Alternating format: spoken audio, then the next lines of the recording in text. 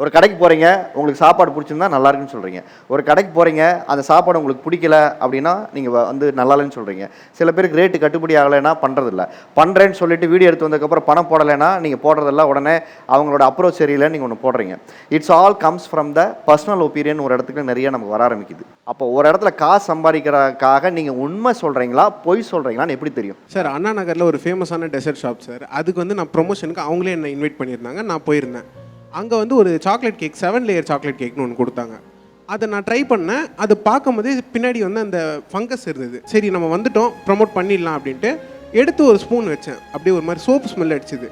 நான் அவங்கக்கிட்ட கூப்பிட்டு சொன்னேன், இந்த மாதிரி சோப் ஸ்மெல் அடிக்குது அப்படின்ட்டு.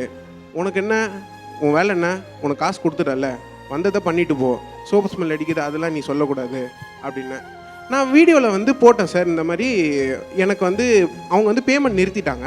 ஸோ நான் வீடியோ போட்டேன், இந்த மாதிரி வந்து டிட்டர்ஜென்ட் ஸ்மெல் அடிச்சுது அப்படின்ட்டு.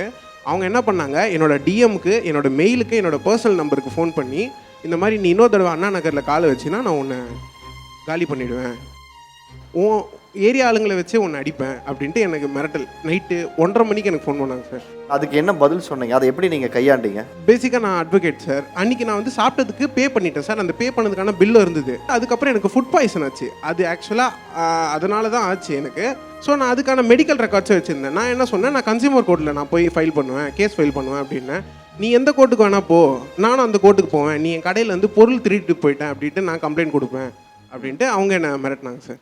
ஃபுட் ரிவ்யூ பண்ணுறதுல என்ன மாதிரி மிரட்டல்களை நீங்கள் சந்திக்கிறீங்க? திருச்சி ஏர்போர்ட்டில் வந்து நான் வந்துட்டு ஒரு ஜிகர் தண்டா கடைக்கு போனேன் சார். பால் கெட்டு போச்சு போல, நல்லாவே இல்லை. நான் நல்லா இல்லைன்னு சொல்லிட்டேன் அந்த வீடியோவில். நைட்டு 11:30 மணிக்கு கால் பண்ணி மிரட்டுறாங்க எனக்கு. நான் ஓப்பனாக சொல்லிட்டேன், நீங்கள் என்ன எவ்வளோனா மிரட்டலாம், என்னென்ன பண்ணலாம், ஆனால் டெலிட் பண்ணுற ஆப்ஷன் என்கிட்ட மட்டும் தான் இருக்குது. நான் நினச்சா டெலிட் பண்ண முடியும், இல்லைன்னா டெலிட் பண்ணவே முடியாது. போலீஸ் வந்து மிரட்டுறாங்க, அட்வொகேட்டு கால் பண்ணி எனக்கு மிரட்டுறாங்க. கடைசி அந்த ஓனர் கால் பண்ணி, சார் இந்த ஒரு பிஸ்னஸால் தான் என் ஃபேமிலி ஓடுது, போச்சுக்கோ டெலிட் பண்ணுங்க. நாங்கள் அந்த ஒரு கடை தான் டெலிட் பண்ண வீடியோவை.